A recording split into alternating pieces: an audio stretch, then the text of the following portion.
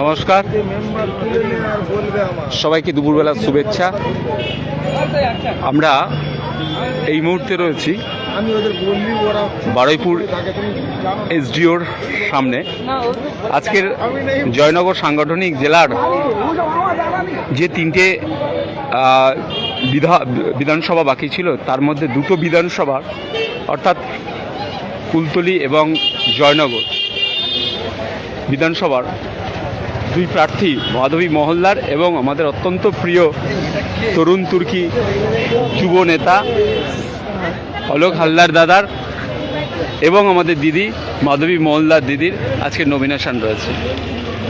শত শত মানুষের ভিড়, শত শত মানুষ বলবো না, কয়েক হাজার হাজার মানুষ, সাধারণ কার্যকর্তা, জাতীয়তাবাদী কার্যকর্তারা এবং মায়েরা, আমাদের মহিলা কার্যকর্তার টিম পুরো এরিয়া জুড়ে রয়েছে। বিভিন্ন জায়গায় তাদেরকে আটকাবার ব্যবস্থা করা হয়েছে। আজকের এমন একটা সময় যে সময়ের মধ্যে দিয়ে আমাদের কিন্তু এই বারুইপুর এসডিওতে তৃণমূল কংগ্রেস, সিপিএম এবং বিজেপির তাদের প্রার্থীদের নমিনেশন করার ডেট দিয়েছে। আমরা অত্যন্ত দুঃখিত যে এমন একটা সময়, সেই সময়ে শুধুমাত্র রোড জ্যামের তাগিদ দিয়ে, রোড জ্যামের কথা বলে বহু দূরে কার্যকর্তাদেরকে আটকে দেওয়া হয়েছে, বহু দূরে তাদেরকে গাড়িগুলোকে আটকে দেওয়া হয়েছে। আর সাধারণ মানুষ যারা স্বতঃস্ফূর্তভাবে আসার চেষ্টা করেছে তাদেরকে এরমভাবে আটকে দিয়েছে। ইতিমধ্যে আমরা আমাদের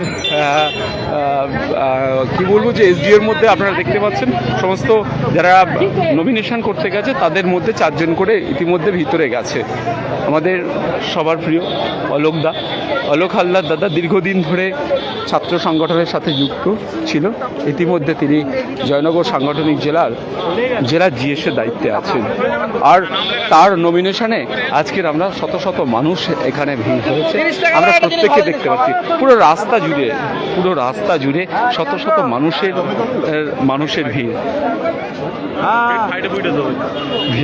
তো আমরা আজকের এসেছি, সমস্ত দেখতেই পাচ্ছেন, বিভিন্ন সাংবাদিকরা বন্ধুরা এসেছেন, কভার করতে এসেছে, সবাই কভার করছে। আমরা অত্যন্ত আশাবাদী। দক্ষিণ 24 পরগনা যে জয়নগর সাংগঠনিক জেলা আছে, সেই সাংগঠনিক জেলায় 7টা ক্যান্ডিডেট কিন্তু আমরা ইতিমধ্যে বের হতে পারে, আমরা অত্যন্ত আশাবাদী 100%। আর তার প্রমাণ রাস্তাতে এবং সাধারণ মানুষের কার্যকর্তাদের মধ্যে দেখা যাচ্ছে। আপনারা আশীর্বাদ করুন। আগামী দিনে পশ্চিমবঙ্গ